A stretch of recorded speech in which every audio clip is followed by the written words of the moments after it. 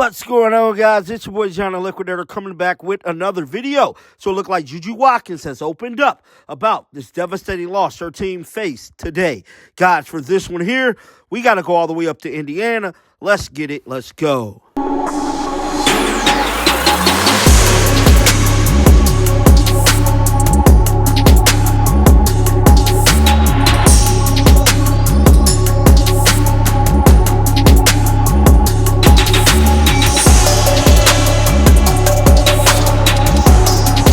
Now, the USC women's basketball team has definitely seen better days, but today was not their day. They fell short going up against UCLA. Now, we know they have been putting the beast on UCLA all season long, but today the UCLA Bruins came ready to play, dog.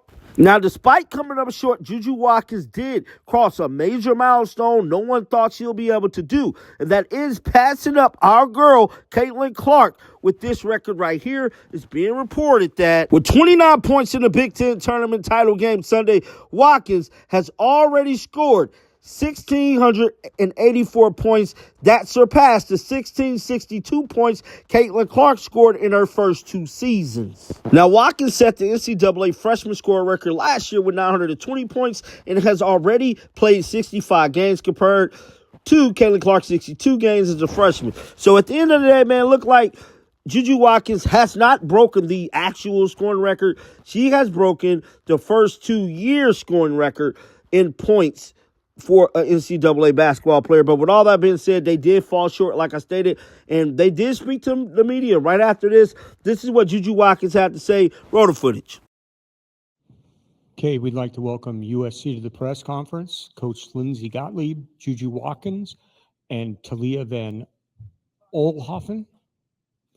At this time, we'll ask Coach to make an opening statement, and then we'll go to questions for the student athletes. Thank you. First off, I want to congratulate UCLA. This was a really great atmosphere. I thought it was a tough basketball game, and I thought whoever won this game should probably be the overall #1 seed in the NCAA tournament. And, you know, they got a win, and wish them well. We've done a lot of celebrating this year.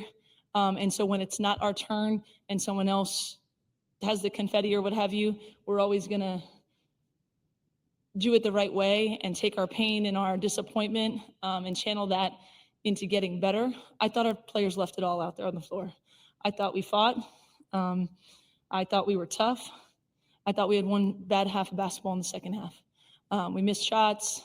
Then when we tried to attack and get to the rim, we didn't get to the free throw line. It was their half of basketball. The two losses that we've had prior to this, I thought our team responded and really bounced forward, and that's what we'll do heading into the NCAA tournament. And my guess is this is going to make us even better, and that half of basketball will be out of us, and, you know, we'll look forward that way. So proud of our group, but we're not done. Okay, questions for the student athletes. Please raise your hand.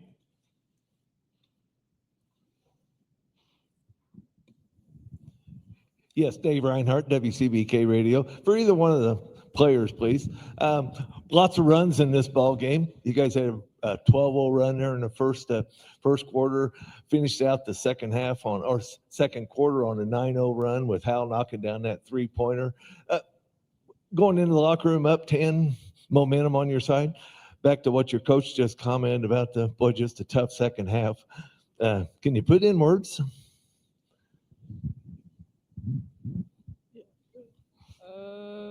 I mean, you know, we're always positive. I think that last 3 by Avery gave us a lot of momentum going into the third. Yeah, I think we came up with the right energy. I just don't think our shots were falling, and you know, we tried to get it back and we couldn't. So. Great. Stephen Holder, ESPN.com. For both players, everybody had the same challenge, obviously, but can you kind of describe the challenge of playing 3 games in 3 days and the fatigue associated with that and how you fight through that? Yeah, I think obviously both teams had to play 3 games in 3 days. So I don't know if that was necessarily a factor in that second half, but obviously didn't hit shots that we usually hit. And it felt like every time we missed an open look, they came down and capitalized on it. So I think we just need to do better navigating those shooting struggles and figure out how to get to the rim and get to the line. Nancy Armour, USA Today Sports, for either Juju or Talia. How difficult is it to play a team 3 times in the same season, especially this is twice in 8 days? And while you guys were very careful not to say that you wanted to see this game, they were very much wanting to play you guys again. How much more difficult does that make it? I think it's always hard. Of course, 3 times, even 2 times. Just knowing that we've already done our scout, they've done our scout, so figuring out ways to tweak it. But we were excited to play them as well. It's not like we shy away from competition. We're always grateful to play them because they push us and we push them. So we were very welcoming to this game, and our coaches prepared us. We just we struggled in the second half. Okay, last call on questions for the players. Anything? All right, ladies, you're dismissed and go back to the locker room. Questions for Coach Gottlieb? Nancy Armour, USA Today. Lindsay, similar question. How tough is it to play any team 3 times in a row, especially when you just did it 8 days ago? Yeah, it just gives it a different feel. There's so much familiarity on both sides.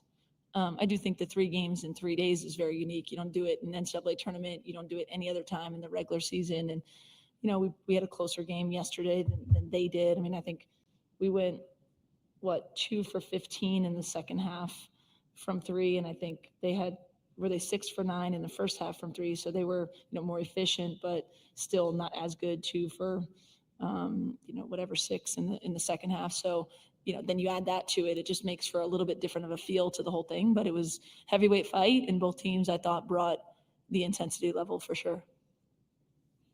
Lindsay, there was an 11-minute period where the team missed 15 straight shots going into the fourth quarter, late in the fourth quarter. What do you tell the team to kind of get them out of that? If there's anything that you can say, try to get them out of that funk. So I thought that, the open threes that we get off of, how they're guarding Juju or how they're guarding Kiki, locked and loaded, shoot it, giving them confidence.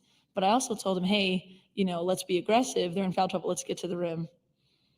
And we ended up shooting 13 total free throws. So I thought they tried to do what I said, which was get to the rim, and, didn't get to the line.